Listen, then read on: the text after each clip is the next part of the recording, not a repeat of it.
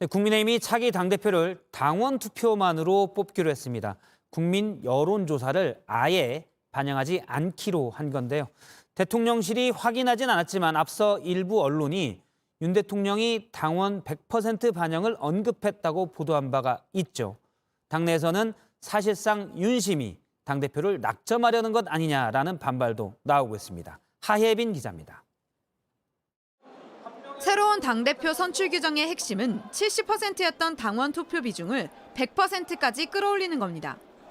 일반 국민 여론조사는 아예 반영하지 않기로 했습니다. 당대표 경선에서 여론조사가 빠지는 건 2003년 이후 20년 만입니다. 비당원들에게 의존하여 우리 당의 대표가 되려고 하는 것은 정도가 아니라고 생각합니다. 국민의힘 비대위는 최다 득표자가 50% 이상 표를 얻지 못할 경우 1, 2위 득표자를 대상으로 다시 투표하는 결선 투표제도 도입하기로 했습니다. 당내 의사결정기구인 상임전국위원회와 전국위원회를 거쳐 이르면 이번 주 중 확정하겠다는 계획입니다.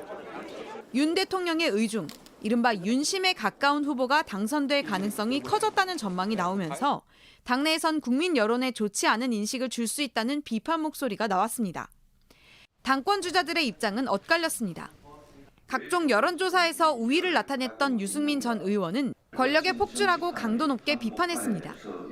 반면 나경원 전 의원은 분열적인 발언, 특히 윤 대통령을 향한 근거 없는 비난은 멈추라고 맞받았습니다. JTBC 하혜빈입니다. 여론조사를 아예 빼버리면 그러면 일반 국민들의 뜻은 어떻게 반영이 되는지 당내 논란이 커지고 있는데요. 취재기자와 좀 더 짚어보도록 하겠습니다. 강버들 기자가 스튜디오에 나와 있습니다. 강버들 기자, 이게 이제 여론조사가 반영된 게 2004년 3월부터죠. 그때가 처음인 거죠. 지금 기사가 나오고 있는데, 네, 이때 여론조사 50%를 시작으로 해서 그 다음 전당대회부터는 30%를 반영해 지금까지 이어지고 있었습니다. 2004년 전당대회 당시 당 지도부였던 여권 관계자에게 그 배경을 물어봤는데요. 국민의 대표를 참여시켜야 국민정당으로 가지 않겠느냐는 의견들이 있었다고 합니다. 처음 시도하는 일이라 반대가 많았지만 두 차례 공청회를 거쳐 관철에 냈다는 건데요. 그랬던 거를 20년 만에 정반대로 바꾸기로 한 겁니다. 특히 공청회 같은 것 없이 초재선 의원 간담회만으로 사실상 의견 수렴을 끝냈기 때문에 내용뿐 아니라 절차도 후퇴했다는 당내 지적이 잇따르고 있습니다.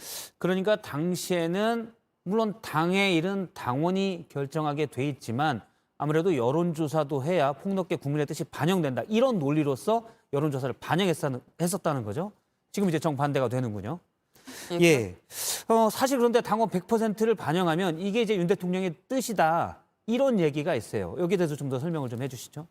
대통령실이 확인을 하진 않았지만 윤 대통령이 당원 투표 100%를 언급했다는 보도가 있었습니다. 이 발언을 들어서 사실상 윤 대통령이 낙점한 윤심 후보가 당대표가 될 가능성이 커졌다는 전망이 나오고 있습니다.